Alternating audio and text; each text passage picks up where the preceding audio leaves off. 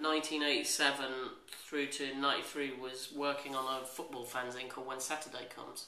I got involved in that very early on and helped develop it really, and ended up being one of the editors. I was actually a mature student who'd taken a year out of college to concentrate on doing When Saturday Comes, and but not earning any money from it at that stage, so going out and cooking to raise money when I needed some money. I'd do like a 2-month stint in December and sort of November, December when it was particularly busy, and work like really like, you know, sort of 12, 14-hour shifts, and then not work for the next 3 months. And I was living in a squat at the time, so in the Hackney, so I didn't need that much money, and so yeah, I lived an interesting life, but a poverty-stricken one as well. So when did you make that transition into music journalism? I mean, was it a gradual process to become like a full-time thing? It was a gradual process. In 89 or 90, a guy called Nick Gordon-Brown, who was assistant editor at Mixmag and was also a big football fan, he was a QPR fan, he called up When Saturday Comes because he was a big fan of When Saturday Comes, and as it happened, I answered the phone and we got talking, and he basically wanted us to do a few football-y bits in Mixmag.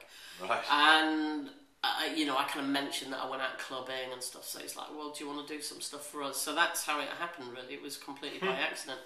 And when I left When Saturday Comes, they kind of offered me a job, so I ran Mixmag Update, their trade magazine, for a year, and then I moved out to New York to run their office for a couple of years. That's how I ended up in New York, working for DMC, who owned Mixmag.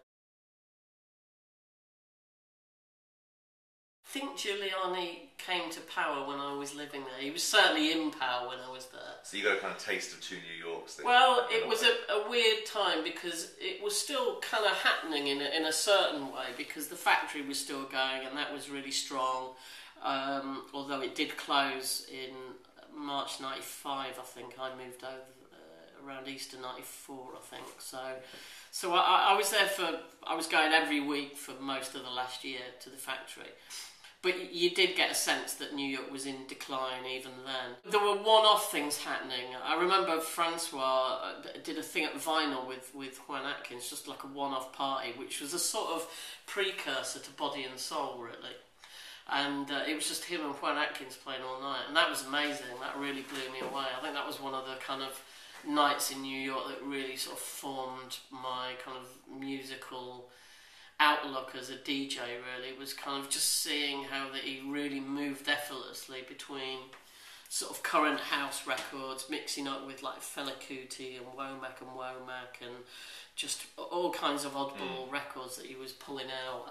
Wide Boy Awake, Slang Teacher, which is a massive record in New York, but most people over here don't really know it. What I loved about New York was they had this really strong culture of music where you'd talk about a record, like Slang Teacher, for example, and everyone would be like, oh yeah, it was Jelly Bean that broke that at the Fun House. And there's just this incredible oral history about what had happened in New York, and I loved that. It was like, I mean, we have that in the UK as well, but not in the same way, because they have these like clubs where one DJ plays all night and nobody else, and owns that night, and you know, we've got more of a guest culture here, I suppose.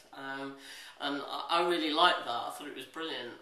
So I just went off into flea markets for the next 2 years and just accumulated vast amounts of cheap disco records and old records and classics. And I moved over there with a box of 55 records, and then I shipped 2,500 back 2 years later. I just collected voraciously all of these old disco, because at that stage you could still buy disco records really cheap. Not anymore. No, there was a shop on around 18th Street. It was 18th between about 7th and 8th, called Chelsea Book and Records, and it sold books in the front, and at the back it had records, and they were all $1, $2 or $3. Everything, irrespective of what it was, and there was just like, you know, Arthur Russell stuff in there and all kinds of stuff. I mean, I just used to pick up multiple copies of things, you know, it was ridiculous. Dinosaur, Kiss Me Again, I had about 5 copies of that, and just, you know. When did the sort of seed get sown for Low Life? After the factory closed. The factory closed in, I think, March 95, and that's when we really noticed that there was a big gap in nightlife in New York. Inspired partly by the Loft and partly by the Sound Factory, we did a big party in Frank's. Frank he lodged in a big house in Harlem, and we did a party in the kind of main room in there. We sort of got a cheap sound system from Midtown and installed it, and we threw this like free party, and it went really well.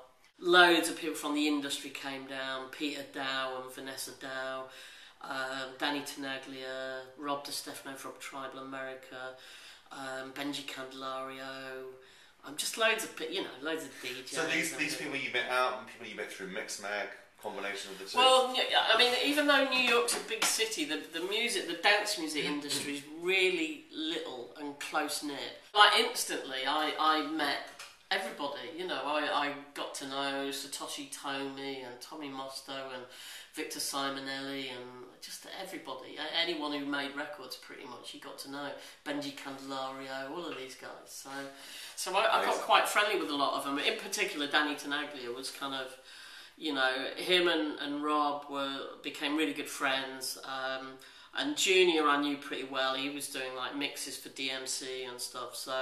But Danny Tenaglia in particular I was close to, and it was when Danny was really fighting hard to get a residency in New York. He'd like moved back from Miami, and there were a gang of us that were like his like groupies basically.